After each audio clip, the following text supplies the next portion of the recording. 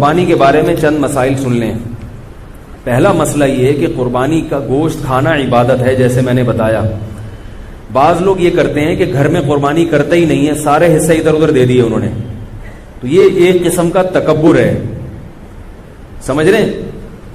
ٹھیک ہے, صدقے کی اپنی اہمیت ہے, مگر جب اللہ کی طرف سے ضیافت ہے تو اس کو کھانا چاہیے. دیکھو ان 3 دنوں میں 4 دنوں میں روزہ رکھنا حرام ہے. کیوں حرام ہے؟ کیونکہ روزہ رکھ کے آپ گوشت نہیں کھا سکتے قربانی کا. رات کو حالانکہ کھا بھی سکتے ہیں, مگر یہ کہ جیسے عام دنوں میں کھانے کی روٹین ہے وہ نہیں کر سکتے آپ. تو اس کا مطلب پتہ چلتا ہے کہ جب اللہ تعالیٰ کی طرف سے ایک چیز کی ضیافت ہے تو اس ضیافت کا انکار نہیں کرنا چاہیے. یہ تکبر ہے. بعض لوگ یہ کہتے ہیں ہم تو پورا سال گوشت کھاتے ہیں, ابھی ہم نے کیا کھانا ہے یار. بھائی آپ پورا سال اپنے پیسوں سے کھاتے ہوں گے. دیکھو ہم پورا سال پانی پیتے ہیں نا, لیکن مکہ جب جاتے ہیں اور زمزم پیے بغیر واپس آ جائیں تو یہ بہت بڑی حماقت ہے یا نہیں ہے؟ ہے بھائی. وہاں جا کے پیتے بھی ہیں اور بھر بھر کے گھروں میں بھی لے کر آتے ہیں. کیوں لے کر آتے ہیں؟ اس لیے کہ وہ پانی اور اس پانی میں فرق ہے. وہ پانی پلانے والا کون ہے؟ اللہ ہے. یہ بھی اللہ ہی پلا رہا ہے, مگر اس کی نسبت اللہ اپنی طرف نہیں کر رہا. اس کی نسبت اللہ اپنی طرف کر رہے کہ میری طرف سے آفر ہے یہ تمہیں. اس میں جو برکت ہے وہ اس پانی میں نہیں ہو سکتی. برکت نہ بھی ہو بھائی, ہم تو اللہ کی طرف سے ضیافت ہے. تو تبھی نبی نے فرمایا کافر جو ہے وہ زمزم پیٹ بھر کے نہیں پیتا اور مسلمان زمزم پیٹ بھر کے پیتا ہے. کافر اتنا پیے گا جتنے ضرورت ہوگی, کہے گا پیاس ختم ہو گئی اب کیا. مسلمان کہتا ہے نہیں بھائی اور پیوں گا, پیٹ بھر کے پیوں گا میں, اللہ پلا رہا ہے. نہیں آ رہی میرا خیال ہے بات سمجھ. تو اسی طرح آپ سارا سال تکے بھی کھاتے ہیں, ہمیں پتا ہے آپ کھاتے ہیں, کوفتے بھی کھاتے ہیں, کباب بھی کھاتے ہیں, وہ آپ کھاتے ہیں, وہ کسائی آپ کو جو دے رہے ہیں. اس گوشت کی نسبت کس کی طرف ہے؟ اللہ کی طرف. نبی صلی اللہ علیہ وسلم نے 63 اونٹ اپنے ہاتھ سے نہر کیے اور سب میں سے تھوڑا تھوڑا چکھایا آپ نے. حالانکہ آپ صلی اللہ علیہ وسلم کھانا نہیں کھاتے تھے, بہت کم کھاتے تھے. تو اس لیے ایسا نہ کیا کریں, وقف بھی کریں تو پھر گھر میں بھی کریں. اگر آپ نے صدقے کی قربانی کرنی ہے تو پھر ایک حصہ صدقہ کر دیں اور ایک حصہ, مطلب کہ گھر میں گوشت آنا چاہیے. کہنے کا مقصد ہے تھوڑا آئے زیادہ آئے, گھر میں بہرحال آنا چاہیے. پھر بے شک غریبوں کا بھی حق ہے. غریبوں کے لیے جو مالدار لوگ ہوتے ہیں وہ زیادہ قربانی کرتے ہیں کہ بھائی اتنے حصے غریبوں میں بانٹ دیں گے اور ایک آدھ حصہ گھر کے لیے رکھ لیں. تو گھر میں کچھ نہ کچھ گوشت لازمی آنا چاہیے. سمجھ رہے ہو؟ دوسرا مسئلہ, فقہا نے لکھا ہے کہ جو غریب آدمی ہو یا اس کے اہل و عیال زیادہ ہوں, اس کے لیے افضل یہ ہے کہ وہ صدقہ نہ کرے قربانی کا گوشت. نہیں آ رہی میرا خیال ہے بات سمجھ. کیونکہ اللہ کی طرف سے ضیافت ہے. تو جب آپ غریب ہیں, آپ پورا سال گوشت نہیں کھا سکتے تھے, تو بچوں کا حق, بیوی بچوں کا حق پہلے. بعض لوگ سخاوت کا دریا بن جاتے ہیں, گھر میں بچوں کو اتنا نہیں مل رہا اور وہ سارا انہوں نے بانٹ کے, تو بھائی وہ پہلے یہ غریبوں کے لیے ہے. میرا خیال ہے ہمارے ہاں اللہ کا شکر ہے کوئی ایسا غریب ہے نہیں, لیکن اگر کوئی بیٹھا ہوا ہو تو اس کے لیے بتا رہا ہوں. ہمارے ہاں سب کھاتے ہیں, پورے سال کھاتے ہیں الحمدللہ.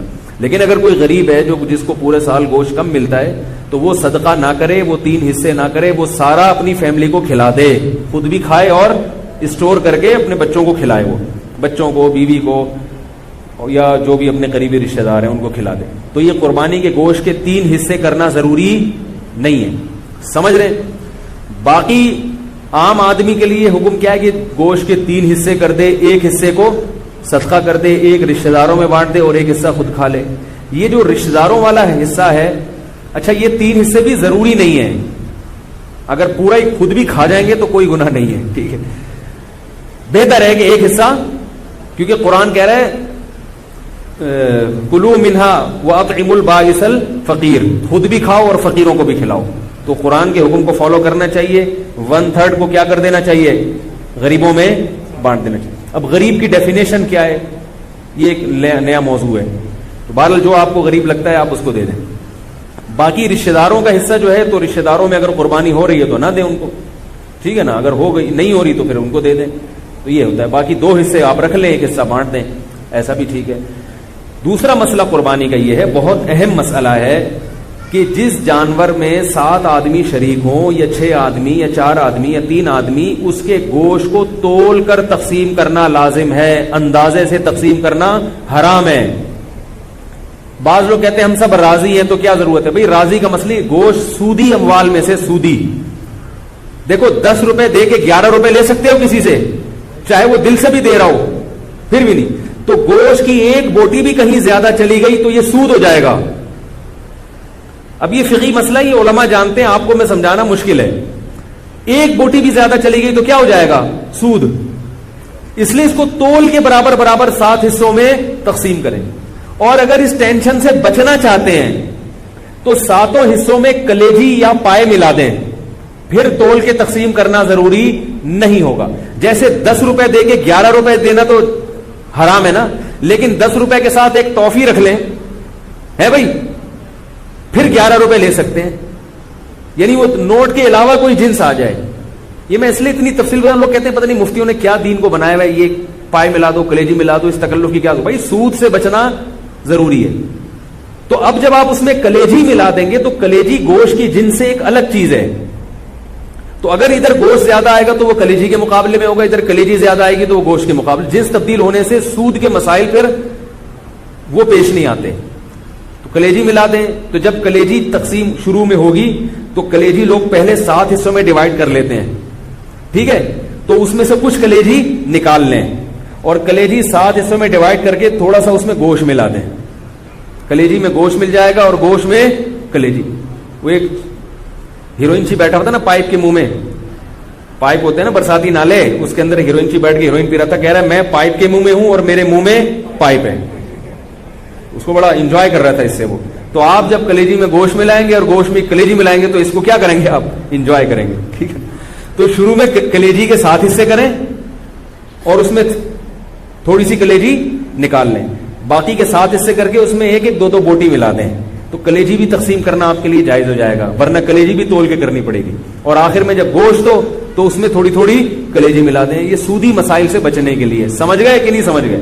یہ ہو گیا. پائے کو پھر جیسے چاہیں تقسیم کریں. دوسرا مسئلہ ہے قصائیوں سے متعلق. قصائی لوگ کیا کرتے ہیں کہ جانور کو کاٹتے ہیں تو کاٹتے چلے جاتے ہیں. شریعت میں حکم ہے 4 رگیں کاٹنے کے بعد جانور چھوڑ دو، اس کو تڑپنے دو. سمجھ رہے ہو؟ تڑپنے دو. اس تڑپنے سے فائدہ یہ ہوتا ہے اس کا جتنا بلڈ ہے وہ نکل جاتا ہے. ذبح کرنے میں ایک بہت بڑی حکمت کیا ہے کہ اس کا خون، سارا خون گندی اور ناپاک چیز ہے، وہ باڈی سے کیا ہو جاتی ہے، اس میں بیماریاں بھی ہوتی ہیں. یہ جو جانور میں کوئی بیماری ہو نا تو اس کے خون میں ہوتی ہے. خون کا نکلنا ضروری ہے، گوشت صاف ہو جاتا ہے اس سے. اب قصائی لوگ کیا کرتے ہیں کہ انہوں نے چونکہ اس دن میں نے بتایا نا تو سلام کا جواب نہیں دیتے اس دن، عید کے دن یہ اتنے بزی. یہ کیا کرتے ہیں، جانور ذبح کرنے کے بعد اس کے گلے میں چھری مارتے ہیں، اس کی یہ جو پیچھے اعصابی رگ ہے اس کو کاٹ دیتے ہیں. اس سے جانور کو تکلیف بھی زیادہ ہوتی ہے اور ٹھنڈا بھی جلدی ہو جاتا ہے. اس لیے میں کہتا ہوں کہ جس کھونٹے سے جانور باندھا ہوا تھا وہ کھونٹا ابھی خالی ہے، تھوڑی دیر کے لیے اس کھونٹے سے کس کو باندھ دیں؟ قصائی کو باندھ دیں. کیونکہ قصائی کنٹرول میں نہیں آتا. اس کو آپ 100 دفعہ بھی کہیں بھائی نہیں کاٹو، وہ پھر بھی کاٹتا ہے، وہ پھر بھی چھرا مارتا. اس سے جانور حرام نہیں ہوتا، لیکن ایک جو ایک حکمت ہے، ذبح کا ایک شرعی طریقہ ہے، اس طریقے پر تو عمل نہیں ہوا نا. جانور تو حلال ہی رہتا ہے، لیکن ایک کراہت آتی ہے، کراہت مکروہ عمل ہے یہ. اس لیے قصائی کو پہلے گائے پہ جتنے آدمی تھے نا اس سے زیادہ آدمی قصائی پہ چھوڑ دیں. آپ اس کو بولے اس کو تڑپنے دو، اور اس وقت تک وہ 8 آدمی کس کو پکڑ کے رکھیں گے؟ قصائی کو پکڑ کے رکھیں. کیونکہ وہ بھاگے گا، وہ آئے گا بولے گا نہیں میں کاٹن دو. اس کو پکڑیں آپ یا کھونٹے سے باندھ دیں. باقی جب جانور ٹھنڈا ہو جائے تو پھر کہیں آپ اب تمہارا کام شروع ہے. سمجھ گئے یہاں تک؟ تیسرا مسئلہ، انہوں نے گٹکے رکھے ہوئے ہوتے ہیں منہ میں، منہ ہل ہی نہیں رہا ہوتا ان سے. تو ان سے بولے بھائی گٹکا تھوڑی دیر کے لیے پھینک دو، تسلی کے ساتھ بسم اللہ اللہ اکبر پڑھو زور سے.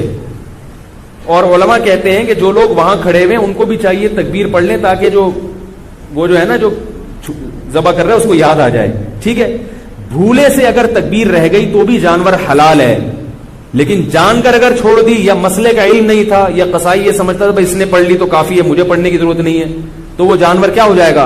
حرام ہو جائے گا. بھولے سے چھوٹ جائے تو ایک الگ بات ہے، جان بوجھ کر تکبیر چھوڑیں گے تو جانور حرام ہو جائے گا.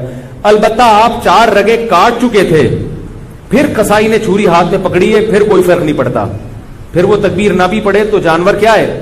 حلال ہے. تو شروع کی رگیں جو ہے نا جب کٹتی ہیں تو اس میں تکبیر کا پڑھنا ضروری. آج کل یہ فارمی مرغی والے بھی تکبیر نہیں پڑھ رہے, تو میں نے کئی دفعہ پکڑا ہے.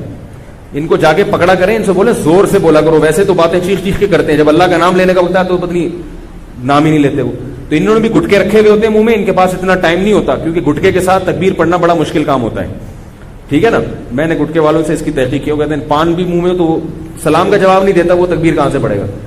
ابھی کچھ دن پہلے میں جا رہا تھا, کسی سے موٹر سائیکل والے سے راستہ پوچھا, اس کے منہ میں گٹکا تھا, تو پورا گٹکا اس نے منہ سے پھینکا ہے میری خاطر. اس کے بعد اس نے وعلیکم السلام کہا اور پھر مجھے ایڈریس بتایا. میں نے کہا دیکھو یہ حالات ہے. تو اللہ کا نام لینا ہے زور سے, ٹھیک ہے. اور جانور خود ذبح کیا کریں, قصائی سے باقی کام کروا لیں آپ. نبی صلی اللہ علیہ وسلم نے خود جانور ذبح کیا, صحابہ خود جانور ذبح کیا کریں, یہ عبادت ہے. اور علماء کہتے ہیں کہ جس سے جانور ذبح ہوتا ہے نا, اس سے بھی انشاءاللہ اس گوشت میں کیا آتی ہے, لذت اور برکت. تو آپ خود کریں. اگر قصائی نیک آدمی ہے تو ٹھیک ہے, اس سے کروا لیں. قصائی میں نیک بھی ہوتے ہیں, برے بھی ہوتے ہیں, ہر طرح کے لوگ ہوتے ہیں. اور بہتر یہ کہ آپ کا جانور ہے تو آپ چھری خود چلائیں. بعض لوگوں کا دل بہت نرم ہوتا ہے, چھری نہیں چلتی ان سے, تو ان کو چاہیے چھری چلائیں, کیونکہ اسلام اتنے دل کی نرمی کو پسند نہیں کرتا. اگر اتنا نرم دل ہوگا تو آپ اپنے ملک کی حفاظت نہیں کر سکتے. آئی بات سمجھ میں؟ آپ اپنے دین اور ملک دشمن لوگوں سے لڑ نہیں سکتے. جو ایک صاحب تھے بڑے نرم دل تھے, وہ گائے خود ذبح نہیں کرتے تھے, کہہ رہے ہیں مجھے کچھ ہوتا ہے. جب انہوں نے پڑھا نا کہ اسلام میں ایسا حکم ہے, تو پھر وہ خود ذبح کرنے لگے. انہوں نے کہا یار تھوڑا دل مضبوط کرنا ضروری ہے, ٹھیک ہے. اور عورت بھی ذبح کر سکتی ہے. جو خواتین ہیں اگر وہ گھر میں قربانی کر رہی ہیں تو وہ خود ذبح کریں. جس کا حصہ ہے وہ خود ذبح کرے, یہ زیادہ بہتر ہے. سمجھ رہے؟ باقی خواتین جب وہ ذبح کریں نا تو فوراً چھری کہیں چھپا کے رکھ دیں, ورنہ کسی وقت آپ بھی ذبح ہو سکتے ہیں. کیونکہ جب ایک دفعہ ان کا ہاتھ چل جائے نا, ان کو اچھا ہم تو یہ بھی کر سکتے ہیں. ابھی تک تو ان کو یہ ہے کہ ہم تو گلا کاٹ ہی نہیں سکتے کسی کا, تو اس لیے وہ چھری فوراً چھپا کے رکھ دیں. سمجھ رہے ہو؟ تو یہ ہو گیا قربانی کا ایک مسئلہ. جو جانا چاہیں بھائی جا سکتے ہیں, میری طرف سے اجازت ہے, میں نے نہیں بٹھایا. نماز صبح 7 بجے ہوگی, ٹھیک 7 بجے بھی نماز جنازہ یہ ہم کرتے ہیں تاکہ جو ہے نا. اچھا دوسرا مسئلہ جلدی جلدی میں بیان کر دوں. تو یہ مسئلہ ہو گیا, گوشت تقسیم کرنے کا مسئلہ ہو گیا, اور قصائی کا مسئلہ ہو گیا. دوسرا, جانور میں 7 حصے ضروری نہیں ہے. 7 کا مطلب ہے زیادہ سے زیادہ 7 آدمی, 6 بھی برابر ہو سکتے ہیں. لوگ 6 آدمی گائے میں شریک ہے تو وہ 7واں تلاش کر رہے ہیں. بھائی کوئی بات نہیں, 6 برابر حصوں میں ڈیوائڈ کر دو اس کو. 5 آدمی ہے تو 5 برابر حصوں میں ڈیوائڈ کر دو. 4 ہے تو 4, 1/4 ایک کا, 1/4 دوسرے کا, 1/4 تیسرے کا, 1/4 چوتھے کا. 2 ہے تو 2 آدھی گائے ایک کی, آدھی ایک. ایک صاحب نے مجھے کہا کہ ہم 2 بھائی ہیں, گائے لی ہم نے, تو 3 حصے میرے ہیں, 3 اس کے ہیں, ایک کسی کا نہیں مل رہا. تو میں نے کہا بھائی آدھی آپ لے لو, آدھی اس کی. انہوں نے کہا اچھا پھر ہم 6 حصے کرتے ہیں, 3 میں لے لیتا ہوں, 3 وہ لے لیتے ہیں. میں نے کہا اتنی ٹینشن کی کیا ضرورت ہے 6 حصے کرنے کو, اللہ کے بندے. سیدھا 2 حصے کیوں نہیں کرتے؟ آدھی ایک کی ہو گئی, آدھی دوسرے کی.